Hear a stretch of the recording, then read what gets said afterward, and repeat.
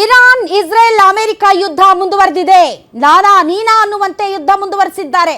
ಅದರಲ್ಲೂ ಇರಾನ್ ವಿರುದ್ಧದ ಯುದ್ಧದಲ್ಲಿ ಡೊನಾಲ್ಡ್ ಟ್ರಂಪ್ ಏಕಾಗಿಯಾಗಿದ್ದಾರೆ.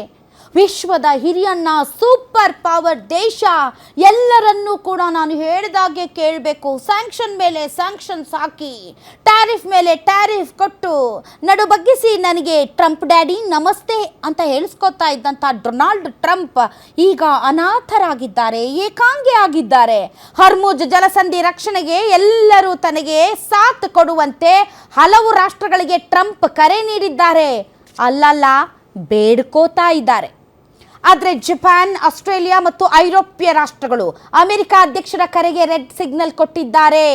ರೆಡ್ ಸಿಗ್ನಲ್ ಅಂತಂದ್ರೆ ಏನೂ ಮಾತಾಡ್ತಾ ಇಲ್ಲ, ನಾವು ಬರಲ್ಲ ಅಂತಾನೂ ಹೇಳಿಲ್ಲ, ಜಿಪ್ ಇಟ್ ಬಾಯಿ ಮುಚ್ಕೊಂಡಿದ್ದಾರೆ.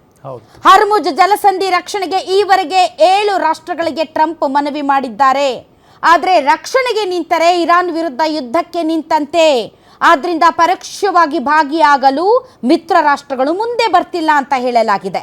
ಯುದ್ಧ ನೌಕೆಗಳ ಬೆಂಗಾವಲಿನಲ್ಲಿ ತೈಲ ಹಡಗುಗಳಿಗೆ ರಕ್ಷಣೆ ನೀಡುವಂತೆ ಟ್ರಂಪ್ ಕೇಳಿಕೊಂಡಿದ್ರೆ ಅದಕ್ಕೆ ಮಿತ್ರ ರಾಷ್ಟ್ರಗಳು ಸಕಾರಾತ್ಮಕವಾಗಿ ಸ್ಪಂದನೆಯನ್ನ ನೀಡಿಲ್ಲ.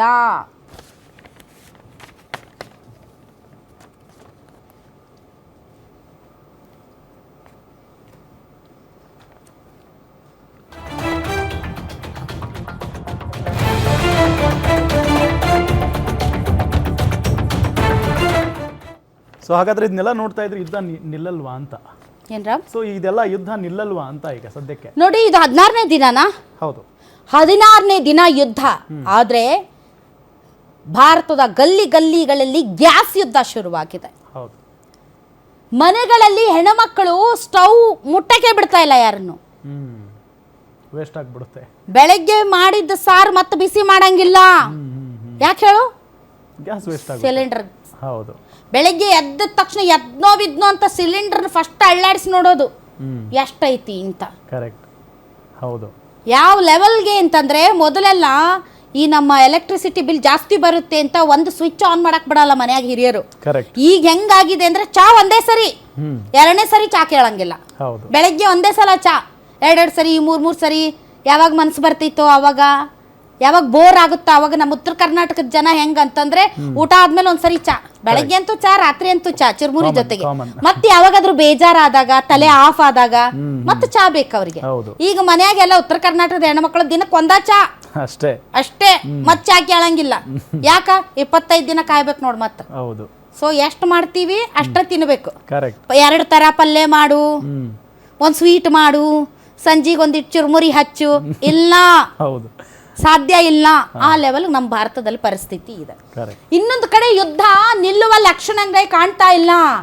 ಇರಾನ್ ಕದನ ವಿರಾಮಕ್ಕೆ ರೆಡಿ ಇದೆ ಅಂತ ಟ್ರಂಪ್ ಹೇಳ್ತಿದ್ದಾರೆ.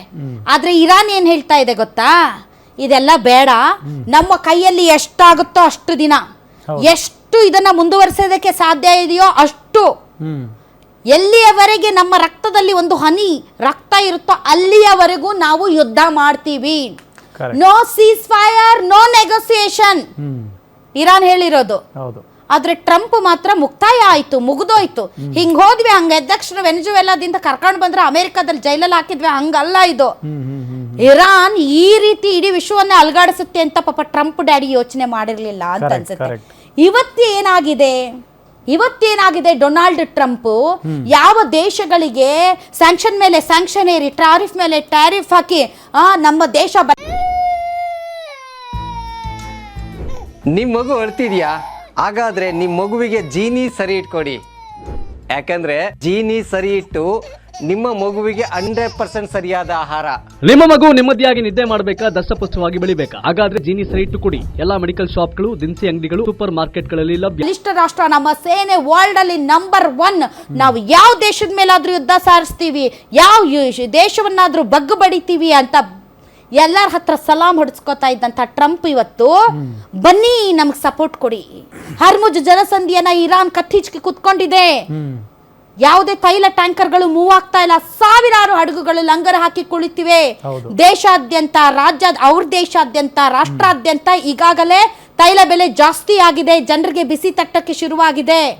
ಯಾವ ಯಾವ ಹಡಗುಗಳು ಅಲ್ಲಿ ಲಂಗರು ಹಾಕಿದ್ದಾವೋ ಆ ಹಡಗುಗಳ ದೇಶಗಳು ನನ್ನ ಸಪೋರ್ಟ್ಗೆ ಬರಬೇಕು, ನ್ಯಾಟೋ ರಾಷ್ಟ್ರಗಳು ನನ್ನ ಸಪೋರ್ಟ್ಗೆ ಬರಬೇಕು, ನೀವು ನಿಮ್ಮ ಯುದ್ಧ ನೌಕೆಗಳನ್ನ ಅಲ್ಲಿಗೆ ಕಳುಹಿಸಿ, ನನ್ನ ಜೊತೆ ಸೇರಿ ನೀವು ಅಲ್ಲಿ ಇರಾನ್ ವಿರುದ್ಧ ಫೈಟ್ ಮಾಡಿ, ಆ ಮೂಲಕ ನಾವು ಹರ್ಮುಜ್ ಜಲಸಂಧಿಯನ್ನ ಓಪನ್ ಮಾಡೋಣ, ಏನು ಬ್ಲಾಕ್ ಮಾಡಿದ್ದಾರೆ ಅದರ ವಿರುದ್ಧ ನಾವೆಲ್ಲ ಫೈಟ್ ಮಾಡೋಣ ಅಂತ ಗೋಗರಿತಾ ಇದ್ದಾರೆ ಟ್ರಂಪ್. ಹೌದು, ನೋಡಿ ಯಾವ ಪರಿಸ್ಥಿತಿಗೆ ಬಂತು ಟ್ರಂಪ್ದು. ನಿಜ. ಯಾಕೋ ಟ್ರಂಪ್ದು ಗ್ರಹಗತಿನೇ ಸರಿ ಇಲ್ಲ ಅಂತ ಅನ್ಸುತ್ತೆ. ಯಾವುದು ಸಪೋರ್ಟ್ ತನ್ನದಲ್ಲದ ಯುದ್ಧಕ್ಕೆ ತಾನೇ ಬಂದು ಆ ಕಡೆನೂ ಹೊಡ್ಸ್ಕೊಳ್ಳೋದು ಈ ಕಡೆನೂ ಹೊಡ್ಸ್ಕೊಳ್ಳೋದು. ಹೌದು. ಯಾರಾದ್ರೂ ಒಳ್ಳೆ ಜ್ಯೋತಿಷ ಬೆಳಗ್ಗೆ ನಮ್ ಗ್ಯಾರಂಟಿ ನ್ಯೂಸ್ದಾಗ ಮೆಣಸಿನ್ಕಾಯಿ ಗುರುಜಿ ಬರ್ತಾರಲ್ಲ, ಅವ್ರ ಹತ್ರ ಒಂದು ಮೆಣಸಿನ್ಕಾಯಿ ಹೋಮ ಆದ್ರೂ ಮಾಡಿಸ್ಬೇಕು ಟ್ರಂಪ್ ಸಲುವಾಗಿ. ಯಾರೋ ಭವಿಷ್ಯವಾಣಿ ಹೇಳಿದ್ದಾರೆ ಏಪ್ರಿಲ್ ಕೊನೆಗೆ ಇವರೇ ಕೊನೆ ಆಗ್ಬಿಡ್ತಾರೆ ಅಂತ ಟ್ರಂಪ್. ಅದೆಲ್ಲ ಗೊತ್ತಿಲ್ಲ, ಪ್ರೇಯರ್ಸು ಅವೆಲ್ಲ ಏನೇನೋ ಮಾಡಿಸ್ಕೊಂಡಿದ್ದಾರೆ ಅವರು. ಅದನ್ನು ಕೂಡ ಮೀಡಿಯಾದಲ್ಲೆಲ್ಲ ಬಿತ್ತರಿಸಿದ್ದಾರೆ ಅವ್ರು ಪ್ರೇಯರ್ ಮಾಡಿಸ್ಕೊಳ್ಳೋದು. ಈಗ ಪೋಪು ಹೇಳಿದಾರಂತೆ ಅರಬ್ ರಾಷ್ಟ್ರಗಳಲ್ಲಿ ಶಾಂತಿ ನೆಲೆಸಬೇಕು ಅಂತ. ಅದೆಲ್ಲ ಇವ್ರ ಮೇಲೆ ಎಷ್ಟು ಪ್ರಭಾವ ಬೀರುತ್ತೆ ಏನೋ ಗೊತ್ತಿಲ್ಲ. ಅಂದ್ರೆ ಇಷ್ಟು ದಿನ ಆವಾಜ್ ಹೊಡಿತಿದ್ದ ಟ್ರಂಪು ಈಗ ಎಲ್ಲರ ಮುಂದೆ ಭಿಕ್ಷೆ ಬೇಡುವಂತ ಪರಿಸ್ಥಿತಿ ನಿರ್ಮಾಣ ಆಗಿದೆ.